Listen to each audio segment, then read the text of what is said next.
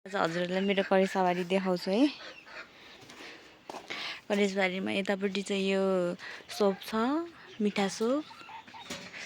अनि यतापट्टि यो सिमीहरू बोडीहरू छ। बोडी सँगसँगै यो तोरीको साग हाने, तोरीको साग, उखु पनि छ यहाँ। अनि यो लोकल टमाटर फलिरहेको छ, यो लोकल टमाटर चाहिँ। अनि इस्कुस, हरियो इस्कुस र सेतो इस्कुस होला सायद त्यो। अनि काँक्रा, यो त लडेछ काँक्रा त, काँक्रा, जुकुनी। अनि यो सबै रोपेको ठाउँमा यो साग पनि हाले, तोरीको साग कस्तो राम्रो भएको छ हेर्नु न। एक दुई छाक खायौँ, अब फेरि एक दुई छाक पुग्छ जस्तो छ। अनि यता नि काँक्रा छ।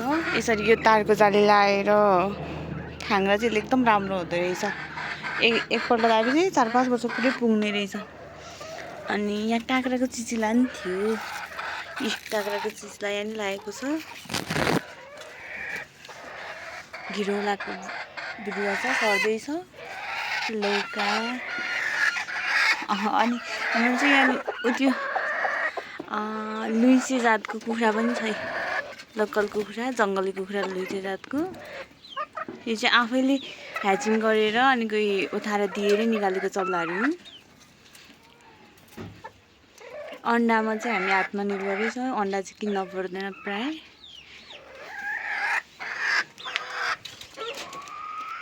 अब फेरि फर्केर अर्को साइडमा देखाउँछु है हजुरले। यहाँ हेर्नु न, जुकुनी लाग्दै रहेछ, डल्ले खालको जुकुनी लागिरहेको रहेछ जुकुनी। अनि यता चाहिँ हिउँदे सिमी छ।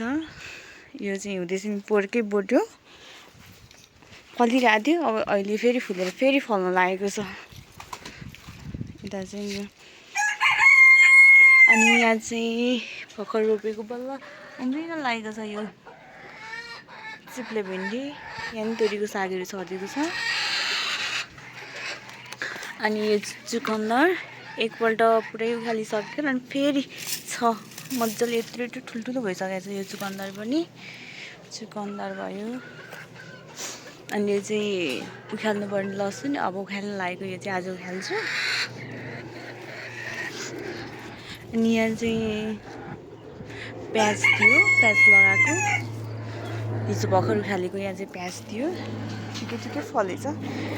यो सागको नाम चाहिँ थाहा छैन, तर कि पालुङ्गो टाइपकै हुँदो रहेछ साग, सायद पालुङ्गै हो कि हाइब्रिड खालको बिउ भएर यत्रो भएको हो कि।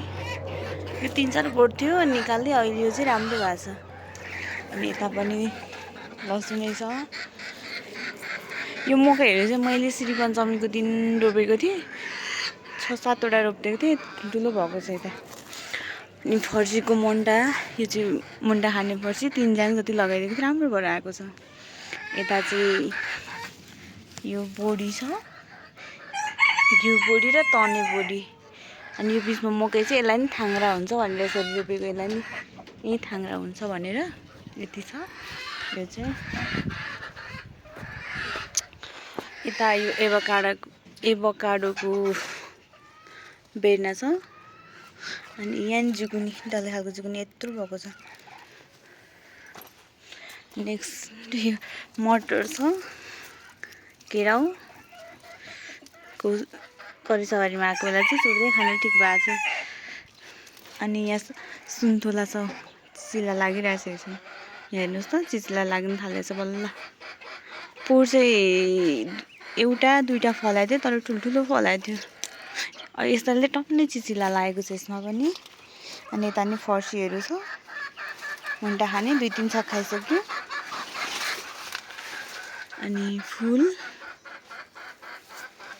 अनि यहाँ चाहिँ केराको बोट छ।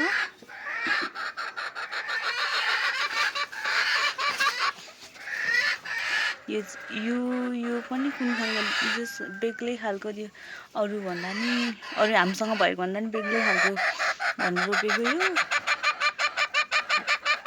इस्कुस, नाम चाहिँ आएन बिर्सेँ।